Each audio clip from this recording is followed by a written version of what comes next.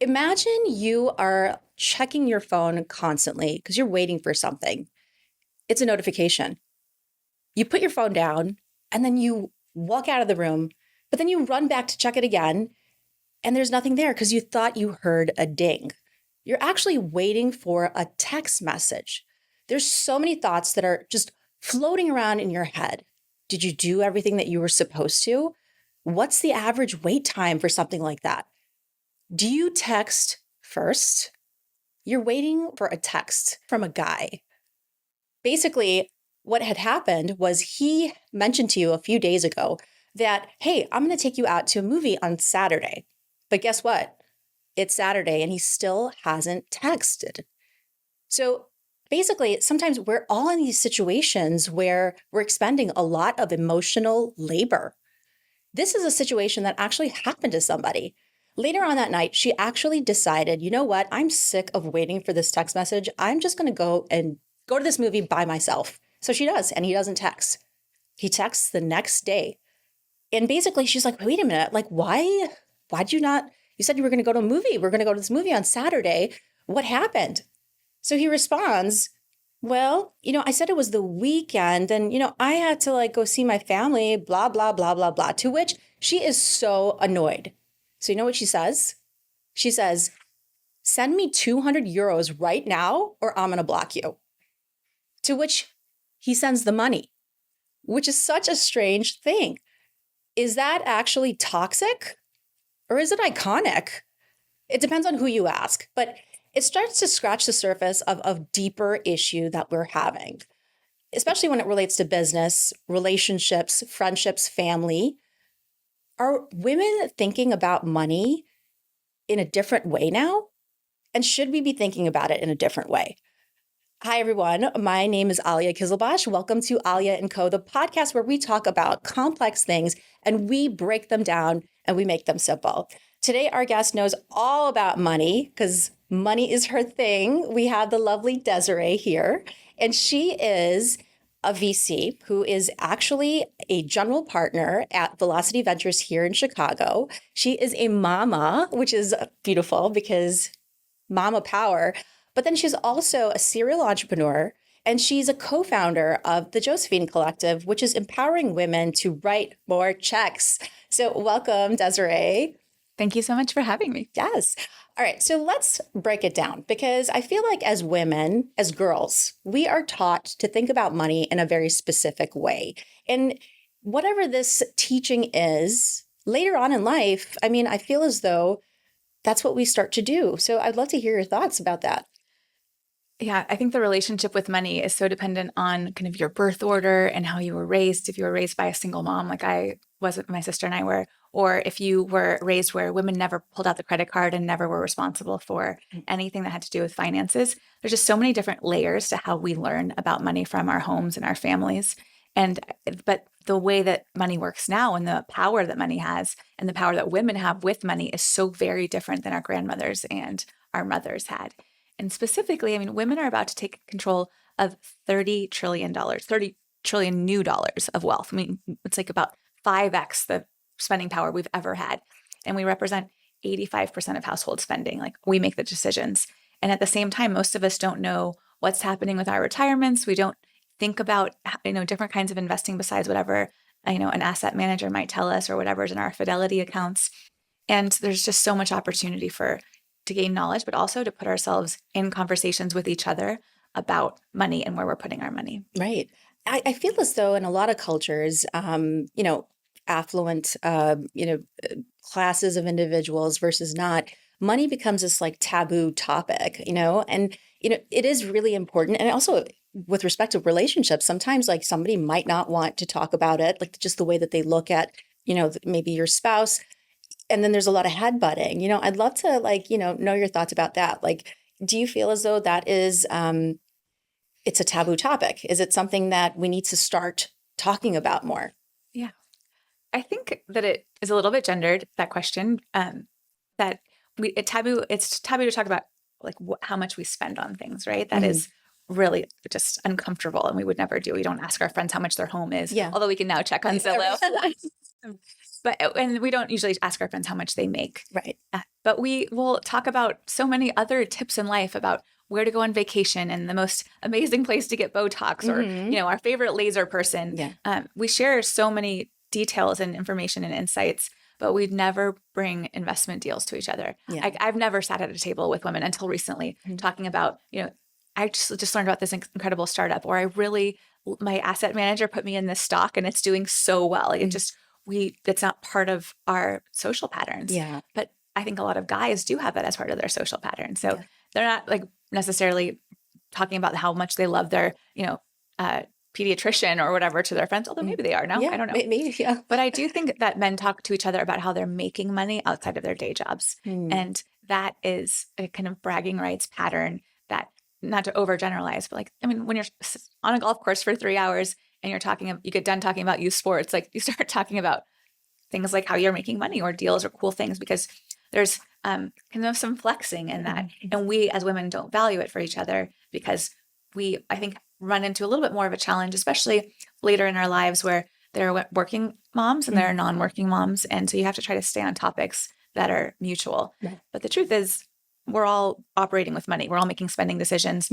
And we should be thinking about our own, wealth gathering over a lifetime, because we're also teaching our children, both our male and female children, how to relate to money and how to think about it for their own children. Right. So it's really important that we change that. Yeah, absolutely. I mean, just the same way as you mentioned, like, the generation previous to ours, where perhaps maybe even at least with my family, and I notice it in a lot of immigrant families.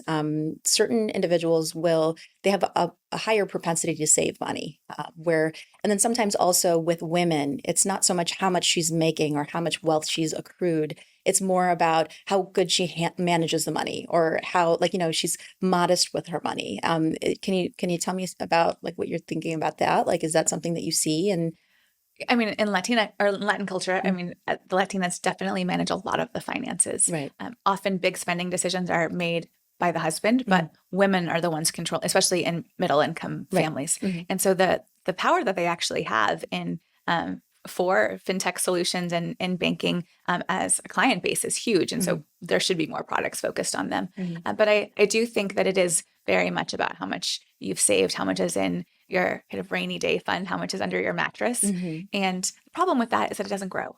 Right. And so, teaching culturally the importance of long-term investing and thinking beyond next year or the next 5 years, and thinking beyond real estate investments, which is a very common place for at least my culture to put money when they can, is that, that's how people get from just incremental wealth to generational wealth. And alternatives, they're the best performing asset class and have been for the last 2 decades. There's a lot happening right now in the market that scares people away from investing in venture because the IPO markets have been temporarily shut, and there's some confusion about what's going to happen with the current administration and how that's going to affect our economy. But the truth is that investing in early stage businesses helps local economies. It can help create economic development, and it can create really big upside. So it shouldn't be all of anyone's portfolio, but it should be a piece of it. Right. I think maybe perhaps when it comes to, a lot of individuals don't know what venture capital is. For me, I never thought about it extensively until I started a company, and that's where I started understanding the ins and outs of it. I would say that it is definitely a less traditional way of investing, as kind of in relation to the general demographic of humans out there, right? It's something that is new. So I wonder, and because we have a different variety of viewers, I would love for you to explain what that is. Yeah. But then also I would like to get into maybe people don't have a portfolio, right? It's it's definitely important to save, but that's something that isn't taught, right? So absolutely. Yeah. And if your parents don't talk about investing, then you don't really know what to do. And the great fortune of the time period that we're growing up in is that there are so many products out there and apps that can help you kind of dip your toe in the water and inch your way towards self-learning, especially in the consumer fintech around investing in stocks, even bonds, even real estate. So I will say that I did not come from money. I grew up with a single mom. We were like right at the poverty line for many years when I was young. And I'm not going to say that I'm, incredibly wealthy yet, but I'm, building, I'm in the wealth gathering phase of my life and have put a lot of pieces in place to be able to have hopefully generational wealth for my children and grandchildren. What I've been really focused on the first few, 10 years of my life, was building my career. And that was building my startup. So I built the world's first crowdfunding platform. It's now part of GoFundMe. But I did that waiting tables at night to pay the bills and working on it during the day. And I had no thoughts of retirement because I had no money. But a friend of mine worked at Northwestern Mutual, and he said, if you don't do anything else, put $50 a month away in a whole life insurance policy. And it will give you this peace of mind that there's something that you're building towards, even though you can't afford to have like a 401k in your small company. And it's a small amount of money. It was like a $70,000 policy, but you can borrow against it tax-free. And, when you pay it off or, you have the full value, it's just sitting there until you need it. Right. And the number of times that I've borrowed from that to when I was younger, especially to like pay upfront for my apartment or all those things, I just think like there's small things you can do when you're young. One of the most important things that you can do, and you can do for your children actually, is creating a Roth IRA. And so if you don't have one and you qualify, you should start putting money in one immediately because it's the most incredible tax benefits. And the earlier you start with your teenagers, they can create this retirement pool of funding that gives them so much freedom and flexibility down the road. Yeah. But if you're thinking about an entire kind of long-term portfolio, what that really means is you should have a certain amount of money dedicated to liquid assets that you can pull out pretty quickly, which is stocks. Right. So stocks are the fastest thing. They're also the most volatile. So the safest way to go into investing in the market is really to look at some of the index funds or mutual funds, so like Vanguard or Fidelity. Those are safe places to put your money that you can let someone else do the work. And then if you want to dabble a little bit, use Acorns or use Stash, and you can do like $5 a week and just play around with the market and see it grow. Right. Over time, once you've gotten to a place where you have, I want to say like maybe $100,000 saved through that's kind of disposable assets, then is when you think you can start thinking about deploying a teeny bit of money into venture because it is so illiquid, meaning it's locked up for 10 years while a company's growing. Yeah. Yeah. No, I love that. And I would say there's kind of like it needs to be like a motivation or mindset towards that, because I think that you have to get to a point of taking that quote unquote risk, even though it's not so much of a risk. It's a nest egg. It's security for you.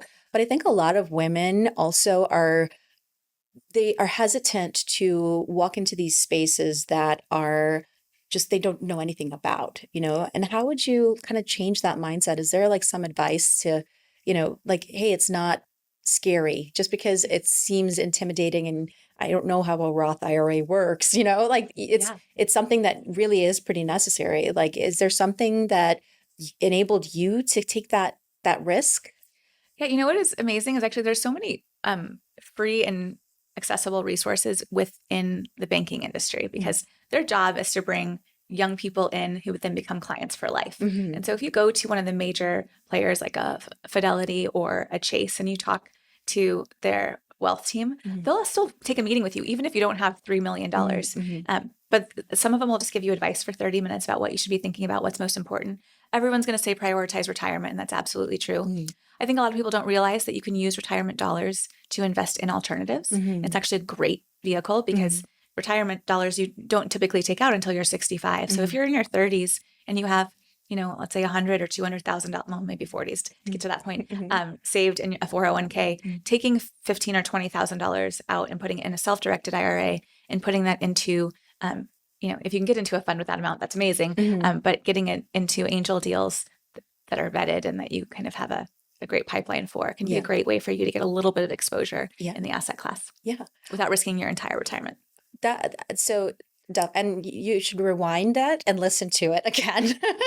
It's really important information. But what about like some women that maybe are in marriages or relationships where they're afraid of spending money because perhaps maybe they've been a stay-at-home mom and they're not the primary, bread earner. Is that something, do you feel like maybe that's a dialogue that can be had? And if so, I would say there's a psychological component. How would you say we should be talking about money with, people that are, are directly affected by it.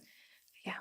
I mean, It's so many tough. relationships fall apart because of finances. Yep. And, there's a lot of shame around money, especially if you come into a marriage with credit card debt, which most people do. And women have a tendency to accrue more credit card debt, even though we're much better investors technically. Yeah. And I think that's because the pressure to, buy the shoes and the purse and the makeup and those things add up, especially when we're young and we want to enjoy taking trips, and we should do all those things. Like I firmly believe in having an amazing time in your 20s and, figuring out a way to pay for it where you don't go $50,000 in credit card debt, but enjoy your time and figure out how to do it responsibly. But when you are in a relationship, hiding debt, I think, is the equivalent of cheating in a lot of ways, because you're bringing something into the marriage that is true baggage that might actually jeopardize some of the stability of your marriage. And so being as upfront about what you care about spending wise, like if vacations are very important to you and not important to your partner, that's something that you're going to have to overcome, because it will always be a source of fighting. I also think it's really important for men and women to have separate accounts of some form that they can control and feel like the other person's not watching every nickel. I know that it can be done in many ways. Some people pool all of their money into one account, and then they each agree to an amount that is, kind of, this is your spending money each for the month. And all of our mutual expenses just go out of that main account. Others, my husband and I do the opposite. We have our separate accounts, and then only our joint cost of living expenses go into a single account, and we do things out of there. It works well when the couples make similar money. The other works better when you have very disparate amounts of money. But I think it's important to figure out like what is right for your family. And I don't think it's ever too late to start talking about it. And it's not about hiding things. It's really about having autonomy. Right. But also back to that $30 trillion of wealth transfer that's about to happen.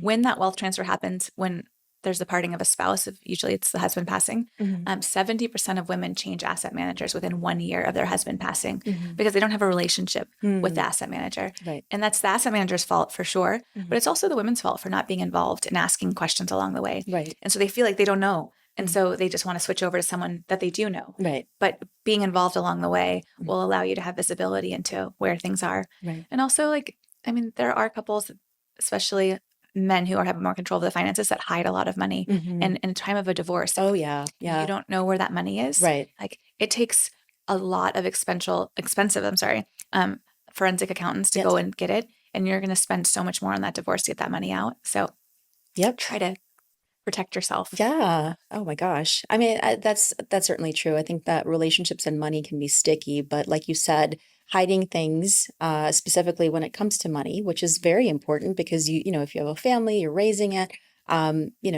cheating, I think it can be. And if you love that person, do you want to hurt them? Right. So perhaps maybe just be transparent about it. But I want to get back to an interesting point that you you started to make, regarding women and the way that we spend money, which, kind of allows for us to then get into some format of debt. I think that at least with social media, I mean, before in other generations, we were expected to save and, perhaps it was more of a hand to mouth sort of situation because the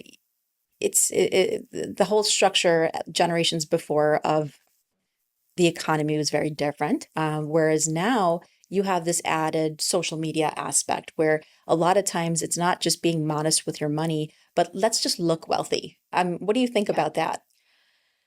I think it is damaging to women and their psyche. And it's a game that you'll never win and you'll never have the best of anything because there's always the next best thing is coming out. It's just like trying to be smarter than anyone. Like you can't be smarter. You can't be faster. You can't be more beautiful.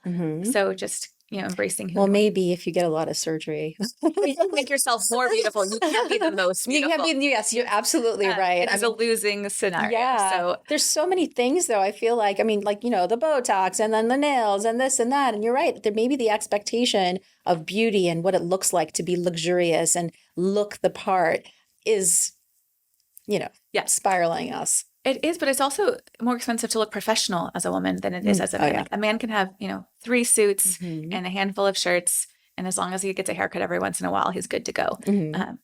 With us, we especially if we're on panels and things, we can't be photographed in the same outfit very often. And so there. I mean, I do really like Rent the Runway. None of this is Rent the Runway today, but I do. I mean, I think there's ways to work around that. And I mean, fortunately, this next generation is really into thrifting. Let's see if they'll still feel that as they're in more professional environments. But I do think that the pink tax, which is what they say, the expense of being a woman is to have the exact same experience as a man. It really is significant. It's thousands of dollars a year. Right. And I'm not advocating for us not spending it. I'm advocating for us thinking about ways to do it more affordably, less competitively, in ways that make us feel powerful and beautiful, but not at the expense of our financial stability. Right. And it's really hard to do. I mean, I still struggle with it. It's hard when you go shopping with friends. There's so many nice things. There's so many nice things. So I'm not perfect, but I will say that I only read part of it, but Warren Buffett's autobiography, or I guess biography, about how he looked at anything he was spending money on, and he then projected out like what the cash value would be if he had invested that instead. And so if you think of your money essentially doubling every 7 or 8 years, which is kind of how compounding works, then if you go and buy something for $100, then you're thinking about the fact that it actually does cost you probably $200 to $300. And do you really want it for $200 to $300? Right. If you can do that, it's pretty good. But it takes a certain level of self-awareness, right? And some things you just are very worth it right in that moment. I think a nicer hotel room is just sometimes really worth it. Yes. Yeah. But that's when you should play with points, I feel as though. That's true. That's a great point. I mean, a lot of mistakes that people make is having multiple credit cards with multiple point systems and really like putting them all on one. Using one card as much as you can and getting as much credit there. I'm not an expert in credit, but I do think that one of the best things my mom did for me and my sister is that she gave us credit cards with our name on it, but under her account when we were young, because we were traveling back and forth to Costa Rica without her. And so by the time I graduated from college, I actually had a $25,000 line of credit on one of my cards because it was I was benefiting from her credit. Right. And when I went to go start my first company, I had no money. I was working at a foundation before, and I was able to put the entire web development, back then it was $30,000 on credit cards. I mean, it's not advisable because it's high interest, but when you have no alternative for how to pay for something, it can be a way for you to get started. Right. And so I think you shouldn't be afraid of debt as long as you have a plan that is reasonable for paying it off. Right. And it can't be like our country that just thinks you can just accrue it forever or declare bankruptcy. No, like our president.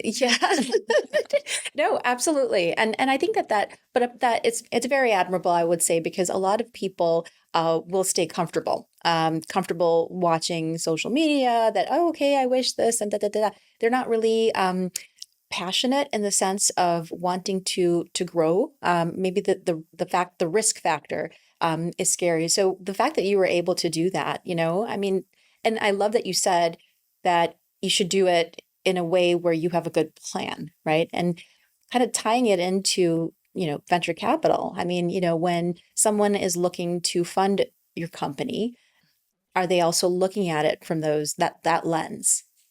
Yeah. So when we're looking at a founder, their plan for how they're going to spend their money and how much they're going to raise is really a critical piece, because if you put $250,000 into a company and they need $2 million to get to their next milestone where they can, either get profitable or get more investors at a later stage and a higher valuation, then if they're only raising your $250, that's not going to be enough to get them there. And so a big part of what we're doing as investors is looking at the founding team and their ability to recruit additional capital. It doesn't mean that I won't be the first check in, but I want to work alongside them. I want to talk to other investors and make sure that they find this company to be backable too, so that we can get them the dollar amount that they need to hit the traction that they need to grow. Right.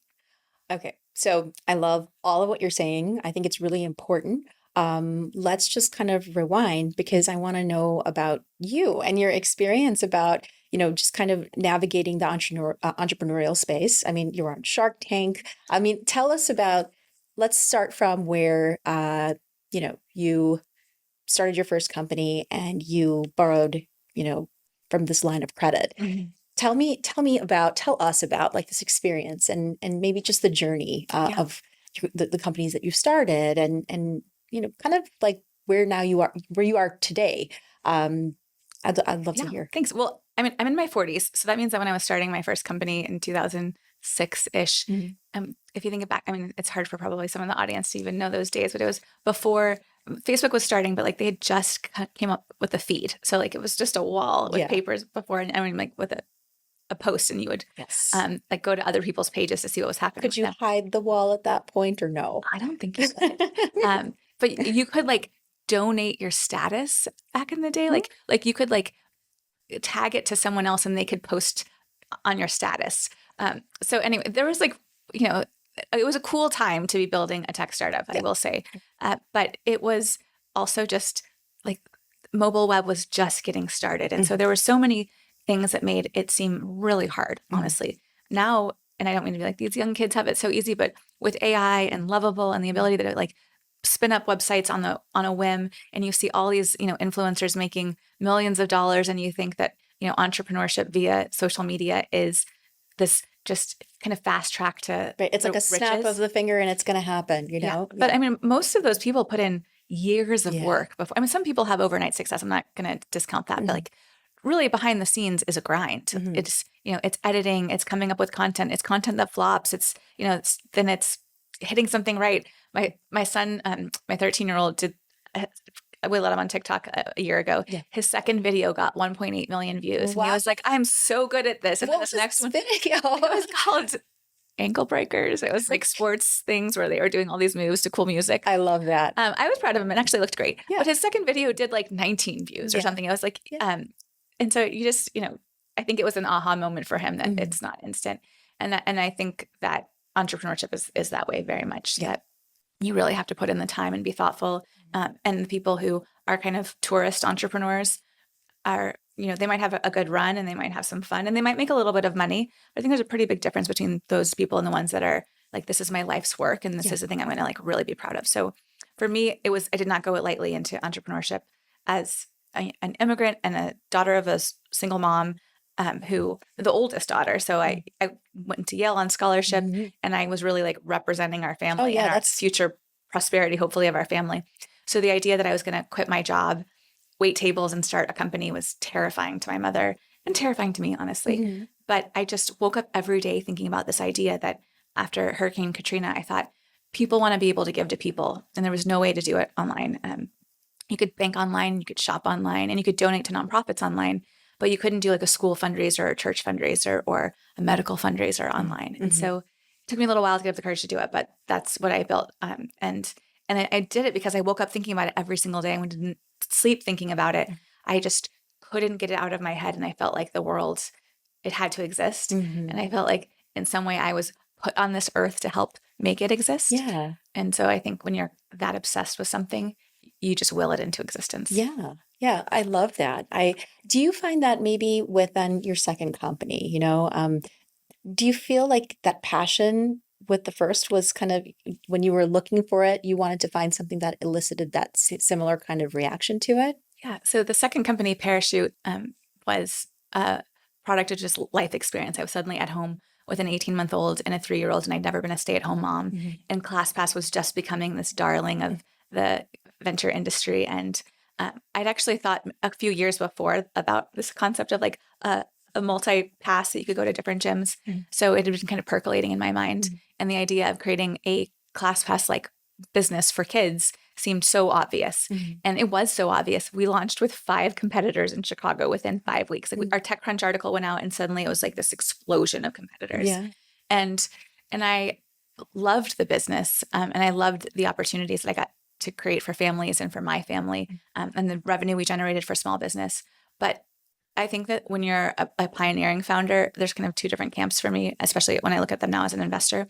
There's one group that likes to build for the future in a world that doesn't exist and sees an opportunity and other people think they're crazy. And I guess I'm more in that camp. There's others though that make a ton of money from exposing an opportunity within an existing market, opening it up and taking a really a big part of market share or using a business model that allows them to do that. And so that was in that camp for me. And it didn't feel like I was building something completely new. And I felt like I was struggling in the shadow of what was in a very tough round for ClassPass in terms of fundraising. Their Series B was very difficult. Their margins were negative, and it was just a hard time for us to be in market at the same time. But once I pivoted the business and thought about it more like an Expedia or an Orbitz, where transactions might be happening on platform or off platform, and I started to think about this like scaled cross-country experience instead of market by market. That's when I got really kind of obsessed with the idea. Right. But it was just in time for COVID. And so Oh, unfortunately, like by my moment of like, really falling in love with the business happened just with poor timing. And that's the thing is though, I think that when you have a business, I think people think that I need to be married to this solution and I need to continue to try to make it work. But pivoting is also, I think it allows for a certain beauty where you learn more about this process that you're in, but then find other opportunities. Like, I mean, I think that perhaps maybe, I think that's beautiful that added to your passion. Of course, COVID was a weird time for everyone, but no, I love it. So now, like, think about like, maybe let's bring it back to kind of women and how they are managing their money. Do you think that when in this current atmosphere and what you're seeing online, is there any specific kinds of like advice that you see with these financial pages? There's so many different pages like do this and you will, similar to like, eat this and you'll lose this much weight, do you look at it like that sometimes? I do. I mean, I think that there are some programs out there that are really doing great work and are focused on educating audiences and different demographics. And so I think that the fintech solutions out there that are well-funded and well-intentioned are producing great content. And honestly, NerdWallet still creates really great and valuable content. And so I would say, a trusted and reliable and 30-year now company. So I would say rely on those. But, as you were talking, I was realizing that there's one thing that I think women don't do enough of, and that is that they're not willing to spend a lot of money on themselves to improve their position. And so we are often intimidated by the cost of graduate school or the cost of a certification program that will put us in the room with people that could completely open up our careers. And I don't know if it's because we don't think we're worth it or I don't know. But it's interesting because so many women graduate from college, more women graduate than men. And a lot of women are going to graduate school. But once you finish that like first 2 windows of education, we actually don't invest in our own growth. And whether it's executive coaching or it's, additional certifications or trying completely new things. I will say with the exception of maybe yoga. Right. Women do a lot of learning to be a yoga instructor. But how many yoga instructors can we possibly have? Yeah, that's true. I mean, maybe learn it for yourself if you like. And, but what I'm thinking is that like, do you think that because there's so many options available now, like we're bombarded with so much information. I mean, you might look up like a company, a marketing company, for your, say, social media platform. And then all of a sudden you get all of these crazy ads. And then some of them are like gimmicky and you just don't know what to choose from. And I mean, there's so much of an abundance of information that is out there. How do you find that you can sift through that if necessary? Yeah, I think you should not be afraid to use ChatGPT. Yeah. Like go and ask the questions to ChatGPT that you want answered. Like I only make $40,000 a year and I want to retire with $1 million. What do I need to do in my career to make that happen? Right. And I mean, who knows what the prompt is going to be? And you can probably tweak it along the way. But like sometimes having this it's totally disconnected, right? Being giving you thoughts, and this can go through the entire internet and weed out things that are completely ridiculous. Right. And so I would say like start there, use it as a filter, and then refine your question and your prompt to, really target the life that you want to have. Yeah. And then I also, not to get too woo-woo, but I also really believe in and practice manifesting and meditation. And I think that it's a really excellent, but a little bit hokey journal out there called Speed Dial the Universe. Great. I have signed up for it already. I can't remember. What is it? Speed Dial the Universe. Okay.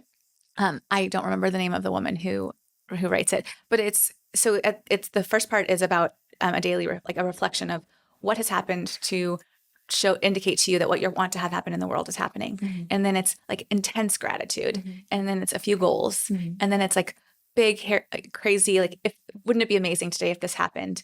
And then you write a future state version of whatever it is that you want to have happen. And then you sign it and date it. And I don't do it every day, but I did it last year as I was starting to ramp up the fundraise.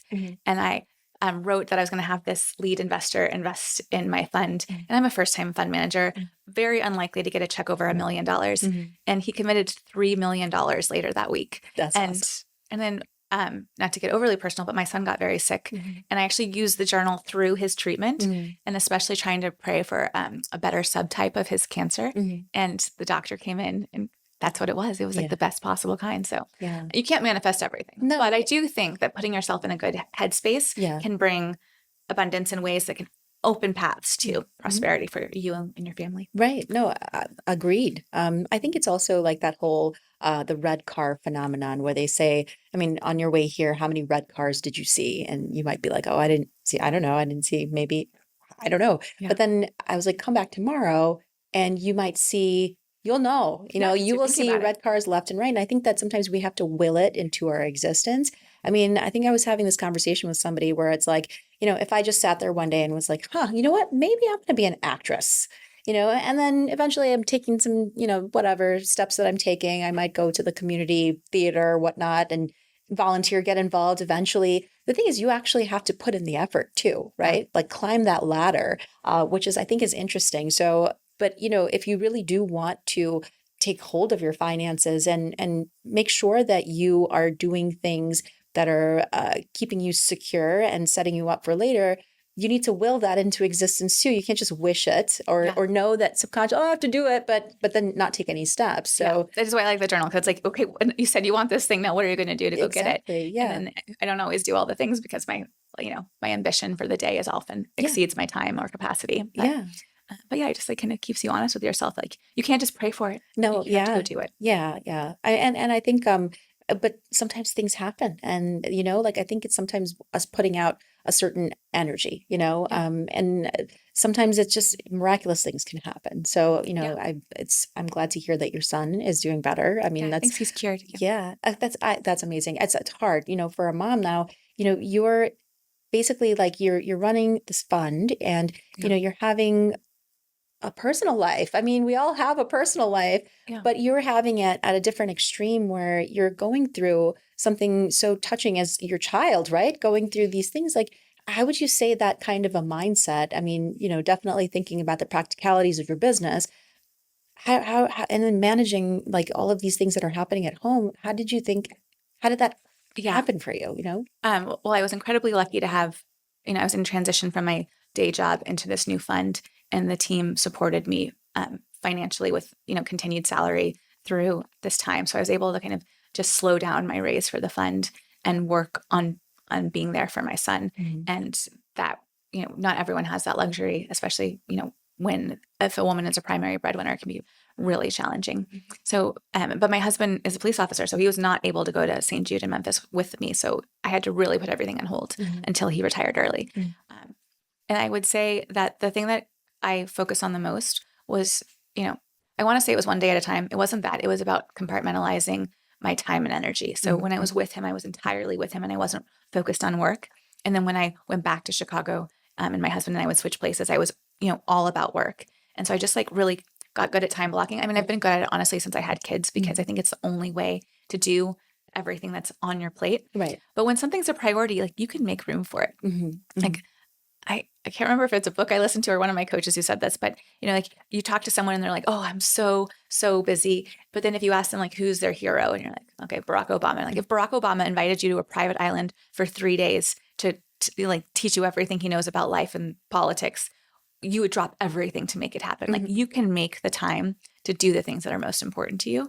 And so that's really what it was. I just, made the time to do the things that were most important. And then last Thursday we had our first close on the fund. So Yay. I feel like it's happening. See, but that's the thing is though, I think it's, it is 100% mindset, right? Being able to compartmentalize is difficult, but at the same time, you're choosing it, right? You're choosing to think a certain way.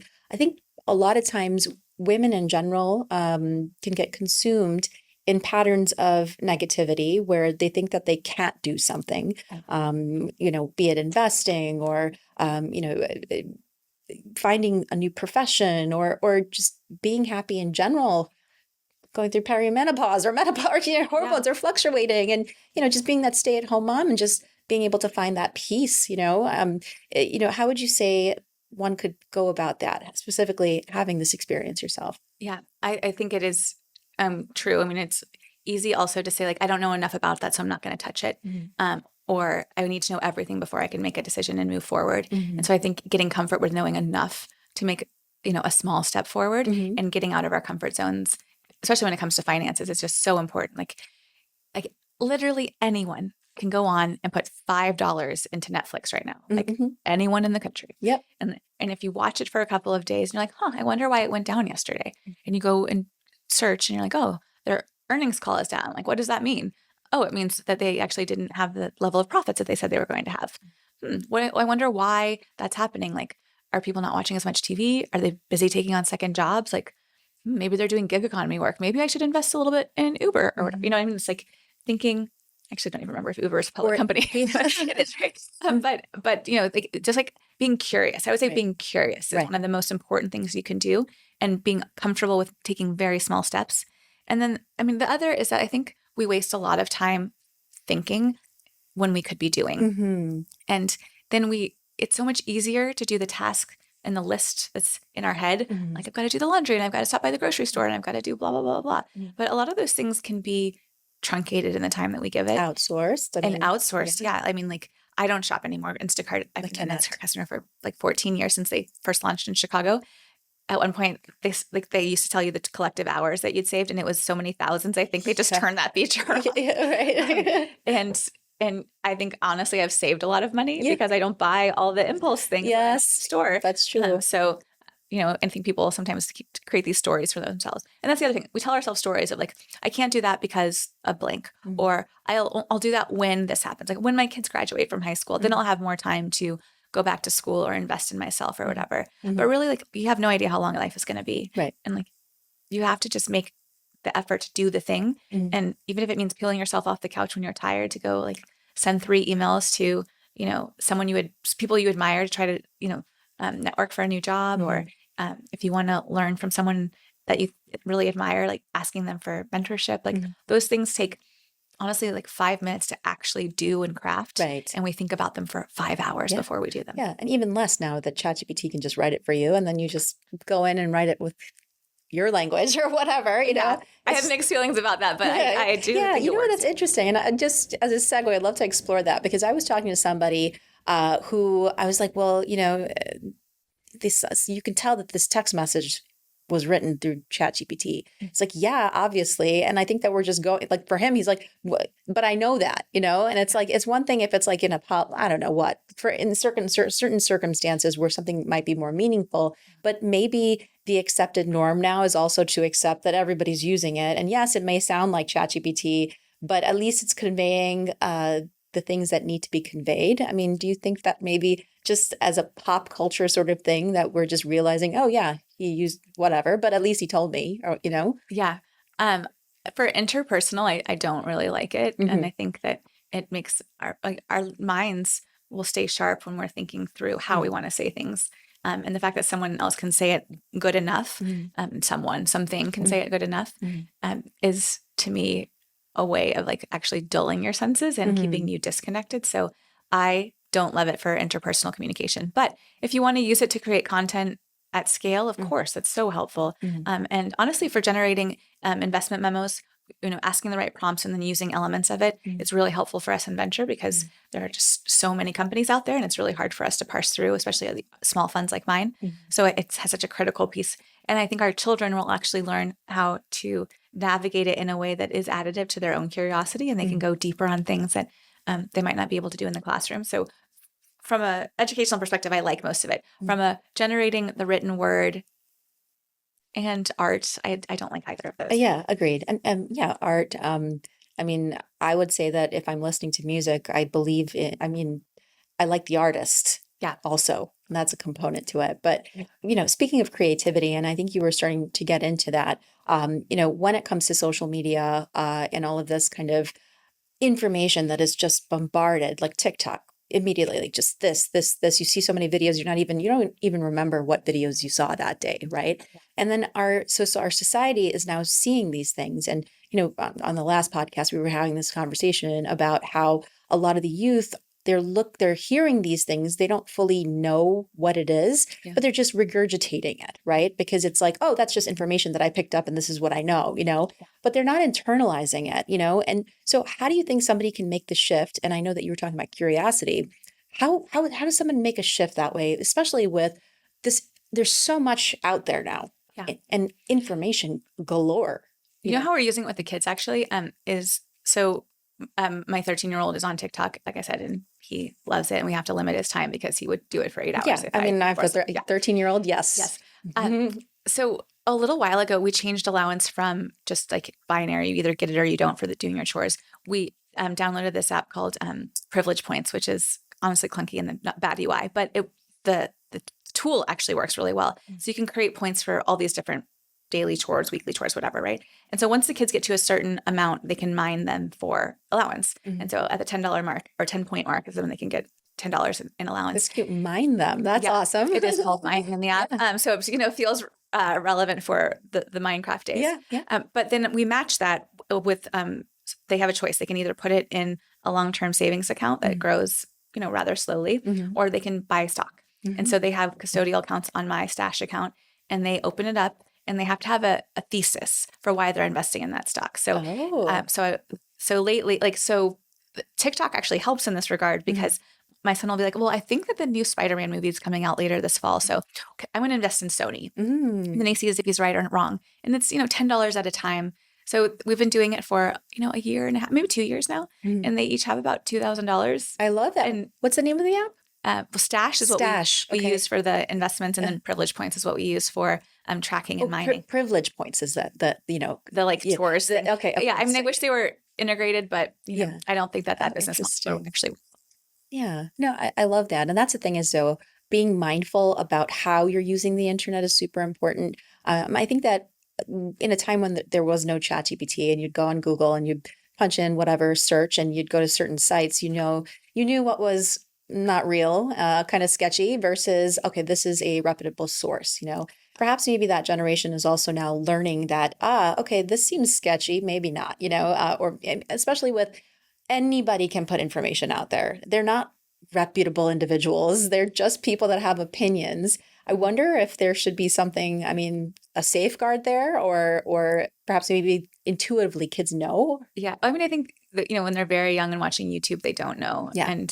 And that's much harder. But now when they get to like the 10 plus age, they just have more skepticism. And I actually think that this generation is probably going to have a healthy amount of skepticism for AI because they will remember days before it. Maybe not our 10-year-old, but our 11-year-old, but those teens will definitely remember it. So I think that they probably will. And I actually wonder if that will be helpful for them when they are older and investing, because that skepticism and that kind of like, are they a fraudster? Plus they're going to see all these things fizzle out, these fast burn moments that we didn't see growing up because that we didn't have exposure to those kinds of entrepreneurs or those kinds of startups. Right. So I think that they'll probably be a little bit more pragmatic than we're giving them credit for. Yeah. Yeah. And they have so much access. It's a beautiful way to be curious as well, because you're hearing things and you do think, but I love, I think the way that it's coming into with women or anybody that wants to take a risk, to think about it, to be creative and curious about it, as well as children. I think that is a very important thing. We need to learn how to be curious, and especially as parents, foster that curiosity. Sorry, one thing about that, I was just thinking about that. I grew up with a sister and a mom. Yeah. So, and fantasy football was not a thing, obviously, when we were growing up.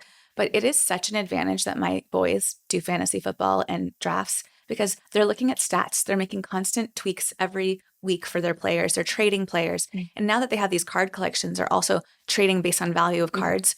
And girls don't actually have that same exposure. And it is basically mini stock market practice. And so if you think about engendering confidence in young girls to then become active investors later in life, they're so far behind by the time they get actual money. And so I think the only way to introduce girls is actually putting them into a position where they're starting to invest in stocks. And you're helping support that inquiry. I'm sure that there are players out there trying to figure out how do we bring women or girls into fantasy, and there are probably girls participating in it. But it is definitely, I see my boys thinking about things within this sports world, and even just the way they build their Madden teams. And I mean, it's just so analytical. And my stepdaughter, who is brilliant in pre-med, she didn't have exposure to any of that. And so, I wonder how we're going to bring those two genders together when it comes to, and I know that's a bias towards people with sports. There's plenty of boys that don't like sports. But. I think it's just a matter of finding what brings the same amount of value and excitement to, women in general. I mean, like you said, not every woman, there might be a woman that is playing fantasy football, which is totally fine, but there should be things that are catered to, I mean, I don't know. Do you think like luxury items or maybe resale or? I mean, I could see like, StockX bets on luxury items being potentially interesting. Although, there's no like skill and art in that. That's true. Compared to an athlete who's like performing every week. Right. The depreciation, maybe they need to quantify that, make sure it's like, okay, you have a bag. You've had it for this many years and this much usage. This is how many like numerical points you might get off, or I don't know. Maybe. I don't know. I think probably we have a better chance of girls with NIL deals making real money in college sports, and that kind of driving more interest for young women. I don't know. Something needs to be, yes. So yes, someone start that company. Maybe it already exists. There's so many great I do think that AI will be an equalizer though when it comes to gender in startups. Because, not having a computer science degree and not being able to code has been a gap for women for a long time. And they always needed technical co-founders if they didn't know how to do it themselves. Right. And now because you can, really get so much capacity, you won't, I mean, not ever, but for the most part, you'll still need technical partners, but you can build a lot through, outsourced services. And so I think we're going to see a lot more women billionaires building companies. And then in those reps, getting those reps in. Having this experience with, your journey through entrepreneurship and taking the risks in the line of credit and all of these different things that you've been through as a serial entrepreneur and then getting into venture. Do you find that there was something that you were like, well, I'm glad I learned that. I used to think this way about money, but no. It's probably something irresponsible that I'm about to say. But when I was in high school, I really wanted to go to Spain. A girlfriend of mine who was very wealthy got to go on the summer program there. And I went on scholarship to a prep school. So I was around people with money, but we didn't have money. And the program was $5,000 or $6,000. And I think my mom made $42,000 that year. So there was no way my family was paying for it. And my mom said, well, maybe they have a scholarship. And so I applied for a scholarship and then I waited tables all that year. And I actually got like a scholarship from a church. And I ended up going to Spain with more pocket money than any other kid on the program. And the lesson for me at that age of like 15, 16 was that like, you shouldn't let money get in the way of your dreams because there often is a way for you to figure it out. And, that's $5,000 or $6,000. I know that feels very different than like, if your dream is to own a yacht, you're going to have a lot of work to do to make that happen. You have to get there. But it's really like, if start with the 5,000. Yeah, it's like highly valuable. And it took obviously a ton of work and I, busted my butt to do it. But it was a life-changing experience. And honestly, part of that experience led to me studying in Spain when I was in college. And then actually ended up leading to part of the idea for my senior essay, which led to Give Forward, my first company. So you just should when you have an ambition, I think you should seize it and really think about the fact that money doesn't have to be the reason you don't do anything. Right. There's always a solution.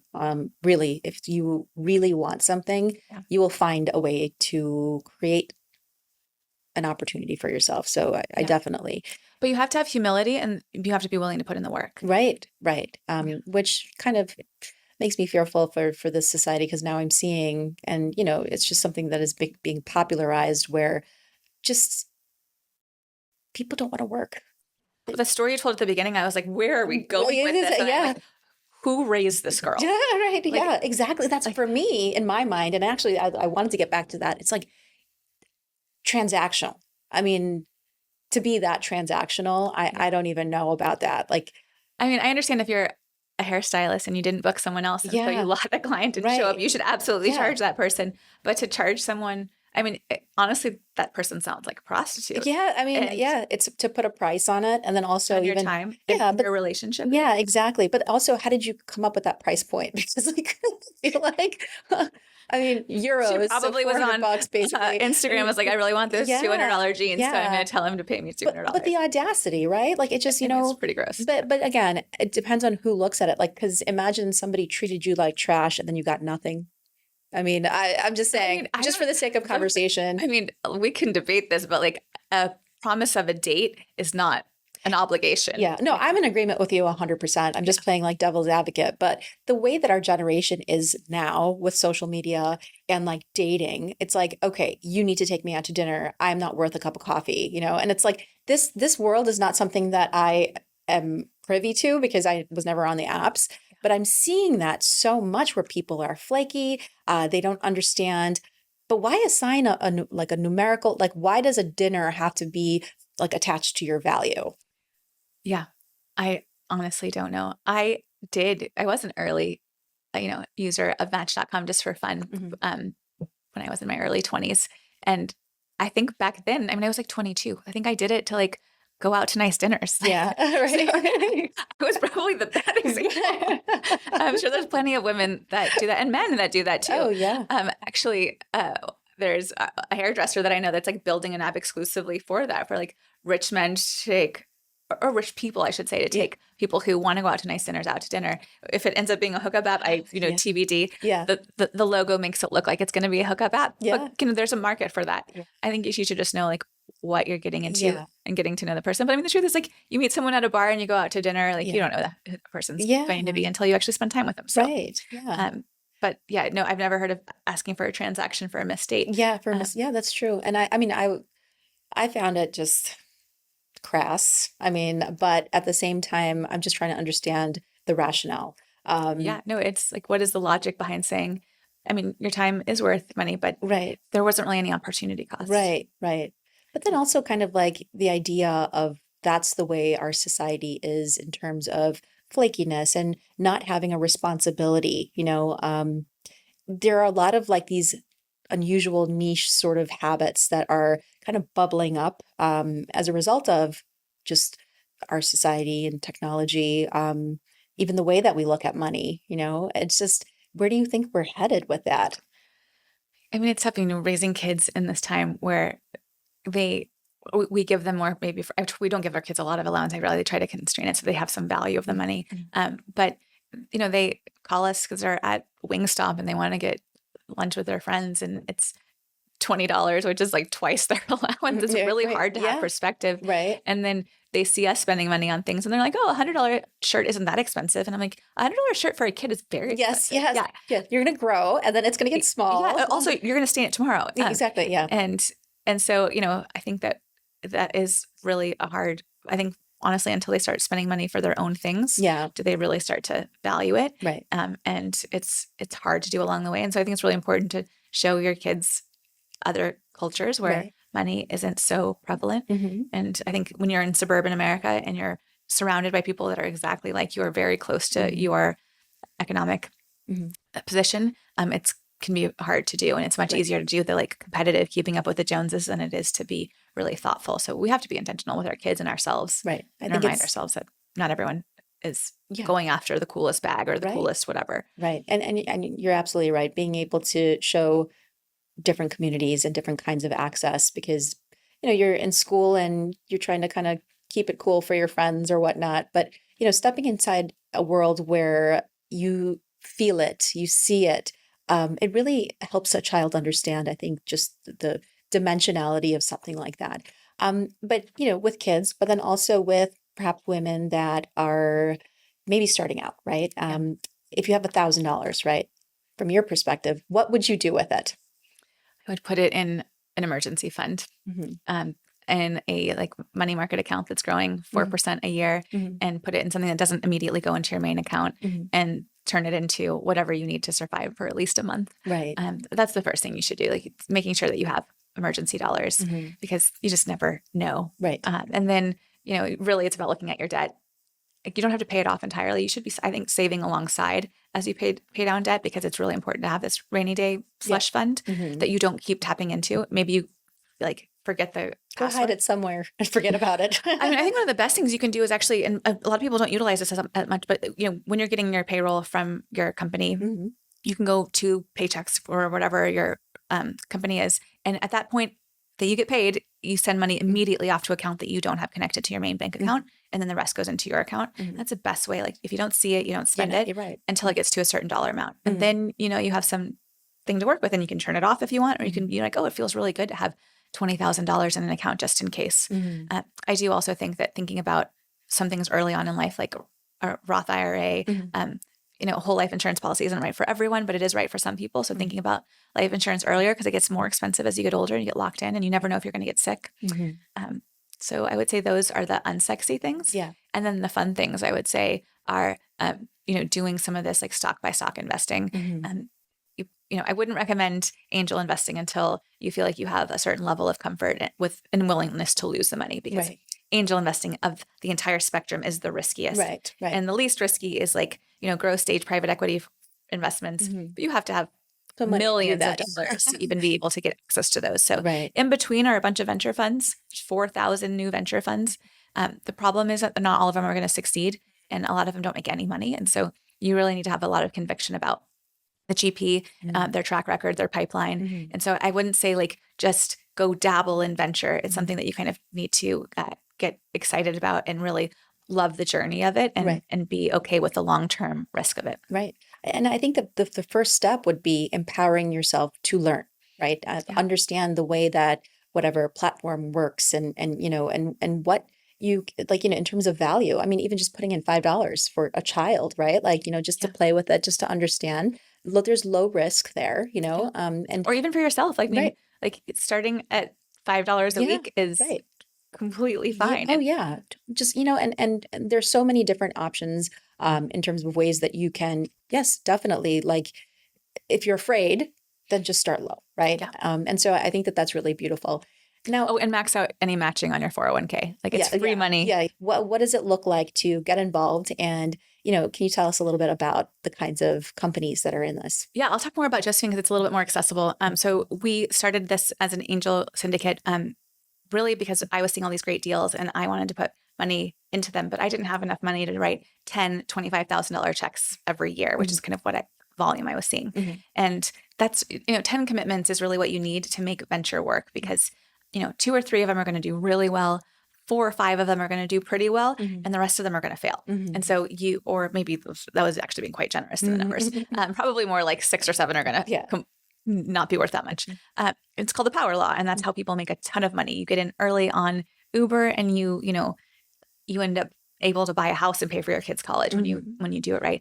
But very few people do that right on the first try. And so, you know, understanding what kind of businesses you like and what you believe in for founders takes time. And most of us don't have enough money to do all of those bets. And so the Josephine Collective lets people put $1,000 in at a time. And we ask that you just invest a minimum of $3,000 a year. So it's very accessible. You do have to be accredited, which means as an individual, you make more than $200,000 a year, or as a couple, more than $300,000 a year, or you have net assets, investable assets over $1 million. So a shocking number of people are accredited and don't know that they're accredited because they just think that investing like that is for the very, very wealthy or ultra high net worth, or that you need to go through an asset manager to do it. But really, you can find, you know, there's angel syndicates on angel lists that are really successful where you can just put little bits of money in. So if you're going to start dabbling in angel investing, that's what I would do. I'd, you know, find people that you trust who are building their own pipelines. We see a couple hundred deals a month for the Josephine Collective. We interview about 20 of those founders. We present the best 3 or 4 to our members, and then members get to decide which ones they want to put in.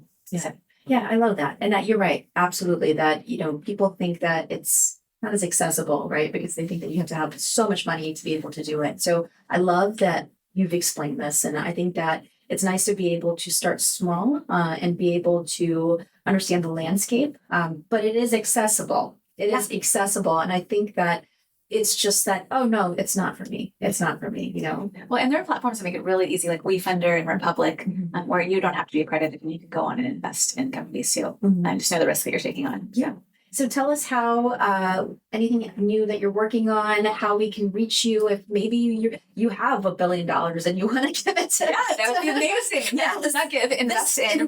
Yes. I mean, I would like to plug Velocity for a little bit because it's a really unique structure. So a lot of venture funds invest at maybe the pre-seed or seed that you part of most of those 4,000 funds that I just mentioned are at the seed stage, which means the company has a little bit of traction. They haven't reached product market fit, but they're figuring things out. And most of that money is dedicated to software or, some fintech, maybe some insurance tech. But there is a massive amount of opportunity in industries that are like advanced manufacturing, supply chain logistics, agriculture tech, energy transition, where venture hasn't historically been able to play, but now we can because the returns are actually there. So what I'm building is a pre-seed fund that identifies really the kind of 4 best founders in each one of those industries. So writing 40 checks. And then there's a fund of funds where we invest in seed stage emerging managers who are building industry focused funds in those same categories, which means we're really de-risking our pre-seed investments by backing these seed stage managers who can be experts and help us, make the decision on diligence, but also allows us to invest across the country as an LP through their fund. So it's a highly diversified strategy for venture. It's pretty unique. It's actually kind of the inversion of what a Sequoia or a Tiger Global does, where they're a later stage investor and they invest in early stage managers to get pipeline and access. We're just doing the reverse. Yeah, no, it's a unique structure. I just think it's so amazing. All of these things that you've done, your journey. I mean, not to mention Shark Tank, which we didn't even talk about, but we got the Second largest deal in the history of Shark Tank with Mark Cuban at the time. For which company was this? That was for Parachute, it's activity marketplace. Yeah. And what was that like? I mean, it was terrifying. My shoot was 90 minutes and they edited it down to 9. Oh, wow. So it's like you're there. They're grilling you. Yeah, they're grilling you. Barbara was really mean. She was my least favorite. So, I mean, but I think that, when it comes to venture capital, typically from a startup perspective, you get a lot of unique individuals in the VC space that have certain personalities that, maybe they're not the most pleasant. That is true. And so I at least to that, but also the sensationalism of the character as well. I mean, maybe on a day-to-day, it's like, okay, then. But I think when it comes to money and being protective and understanding that, listen, you're going to be able to do it or not, I can see from both angles, what that would feel like. But yeah. It's interesting. Shark Tank plays such a meaningful role in our society. People look at it and that's what got me excited in entrepreneurship and made me want to do investing or maybe want to be a founder. But it's so different from what an actual relationship with an investor is like. Like you're not up there pitching, being grilled, and then being hammered down for the lowest valuation. That's just not how most of us operate. So it is, it's a Hollywood version. Yeah, like Trump and how he's pretending, or it's just a Shark Tank episode, maybe. It's exciting. Yeah. He does or The Apprentice. Yeah. Was it The Apprentice? I thought it was Shark Tank. No, that's your. No, he was. I think maybe both. He's kind of treating it. No, he wasn't on Shark Tank. I was, but The Apprentice it was. Yeah, but yeah. But anyway, but yeah, no. So okay, so can we reach you if we're interested? Or? So it's called Velocity Catalyst Fund, and vcf.vc is our domain, and then I'm pretty active on LinkedIn. So find me, Desiree Vargas Wrigley. And then if you want to join Josephine Collective, it's www.joinjosephine.com. And it's named after the woman who won the World's Fair for the Innovation Prize here in Chicago for building the world's first dishwasher. Oh. And she's this unsung Chicago innovator. Her appliance eventually became part of the KitchenAid line, which is in like every home in America. But no one knows that she's the one who did it. So I wanted to honor her. Yes. All that time saved. Yeah, by not washing dishes. My most favorite task. Backbreaking the labor by women mostly. Amazing. Well, I love it. Well, it's been an honor to have you on. Really love the conversation and hope to have you back for more tips. I can't wait to come back and talk about all the things we've invested in. Yes, there you go. Okay, amazing.